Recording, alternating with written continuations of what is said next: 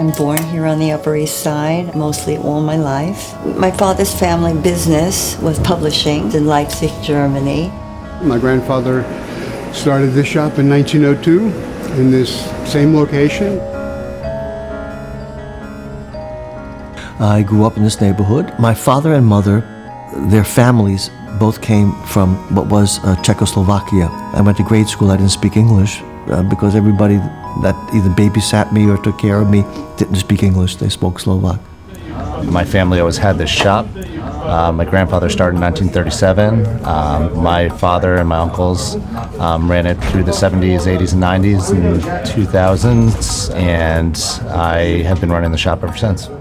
I grew up here. I moved here when I was 4. My great-grandfather was a rabbi in Budapest, and they left their congregation, they left their life, they left their families and came here. So it's been 3 generations that we've been here.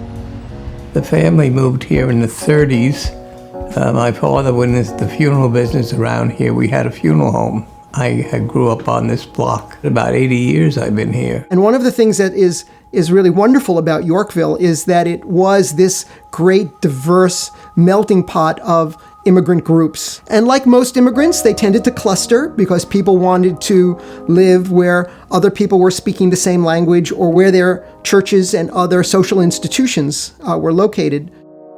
Irish and German immigrants had already settled in the area by the mid-19th century, and they were joined by Czechs, Slovaks, Hungarians, and others who defined Yorkville as a culturally diverse neighborhood by the beginning of the 20th century.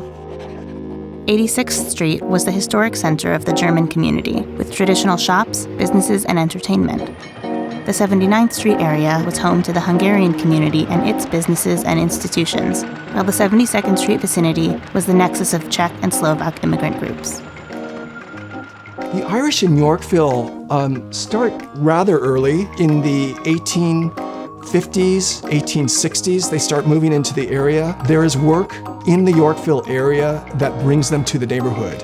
And that also then ends up in a couple of neighborhood churches being established that then draws families to move into the area.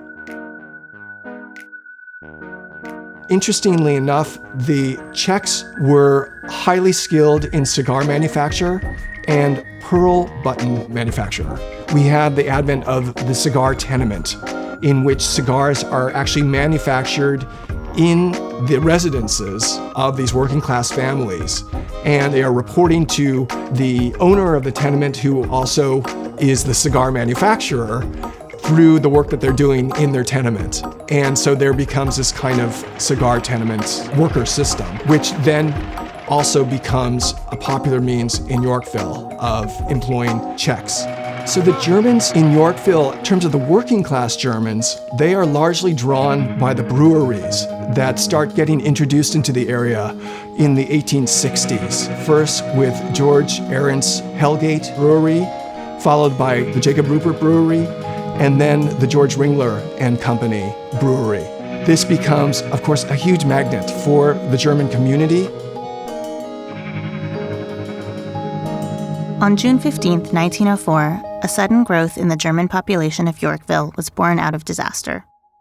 A group of parishioners from St. Mark's Evangelical Lutheran Church on the Lower East Side boarded the steamboat General Slocum for a picnic on the East River. A fire broke out, and tragically, all of the life-saving devices failed. Approximately 1,300 people, mostly children, perished in the blaze. Many surviving relatives soon joined other Germans in Yorkville, leaving the memory of loss behind and starting a new uptown.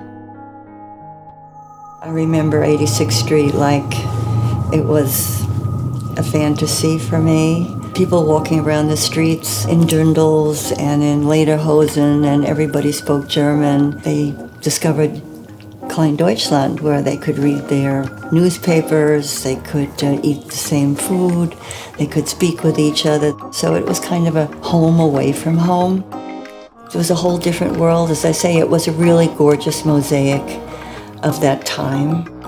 There was an entire ecosystem of bakeries and restaurants that we went to that were Hungarian. Growing up here, my grandmother would come. She'd take me to the shop as a kid.